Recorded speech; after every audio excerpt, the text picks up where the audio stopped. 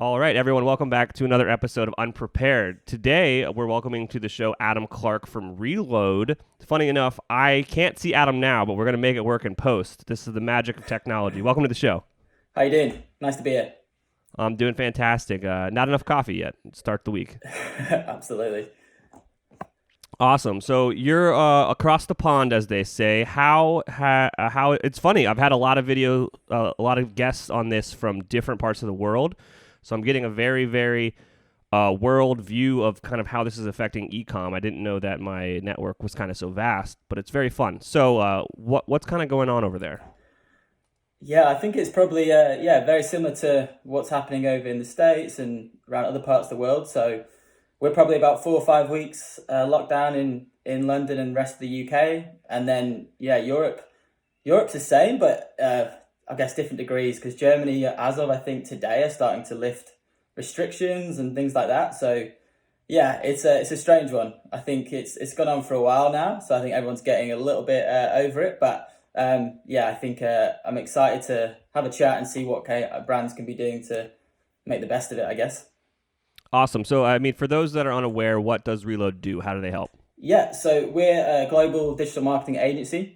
So we work with brands across the world. We have a huge e-commerce focus. In London where I head up the team here, we're a blend of agency and consultancy. So we do all the PPC campaigns, SEO audits, email delivery, but we also do a lot of strategies as well. So customer journey mapping, digital transformation, how do we kind of upskill our clients' internal teams, things like that. So kind of a blend. Awesome. Sounds kind of close to what we do over at Electric Eye here in the States. So this we were just talking about this in the pre-show. We're looking at 5 weeks roughly, where we're at now. What happened right when it hit with your clients? What were you seeing as a result? And then kind of what has happened since then? Yeah, I'm trying to stretch back because 5 weeks feels about 5 years in this kind of climate. Oh yeah. I think the biggest thing we saw was just panic. I think everyone had got hit the same. There's that sort of when a government induces a lockdown, I think everyone is affected with the same thing of like, oh God, what does this mean for me and the business and our customers? So we saw immediate panic, but I guess our job during that was to handhold, to try and give some clarity. We're very performance focused in what we do. We look at our clients' data and really get a handle on what actually is happening. So our first week, when everything was announced, was very much that. I think we did mini strategies across all of our clients. The team worked flat out to try and kind of give the clients that we've got some answers as what they should do. And I think how that's changed is I think unfortunately, a couple of industries have been severely affected, like travel, events, that kind of thing, which makes it difficult to do, very bottom of the funnel activity. But what we've seen across, particularly in certain verticals, essential products and that kind of thing is skyrocket in terms of demand. So there's quite a few clients that have been able to kind of navigate that and are actually posting their best months, for the last couple of years, bigger than sort of peak retail period, the Christmas that nobody really wanted. We're seeing across certain verticals. But I think the key thing is it's just affecting everybody differently. It doesn't matter whether you're in kind of luxury fashion, in home care. It really depends on your business state, your cash flow situation, kind of your customer sentiment at that point. So I guess our mantra with every kind of brand we're working with is just looking at your own data, really getting a feel for what your own customers doing, using industry reports and surveys and that kind of thing to give a steer, but not letting it lead you too much. Yeah, that's some good advice there. It's funny you kind of compared it to like Christmas and Black Friday almost. I saw a report on Friday that Shopify, their platform is seeing traffic that is higher than the traffic that they got on Black Friday of last year. So Wow. what that means is daily they're surpassing the traffic that they got on the biggest selling holiday of 2019, which is insane to me. That's how much new business is out there moving to Shopify, or how much new business is like coming in, and all this money is being spent somewhere. And it's like there's definitely a decline in traditional retail, but now it's like going online and it's being spent online. There's actually a bump across the board on e-commerce. Yeah, absolutely. I think it's just that kind of acceleration of a of a trend that's been happening for the last 5, 10 years. Of retail starting to move online, and I guess what's noticeable is the brands that are able to be quite agile or are already quite forward thinking and digital first are kind of making the most of this, and really being able to kind of capitalize on that change.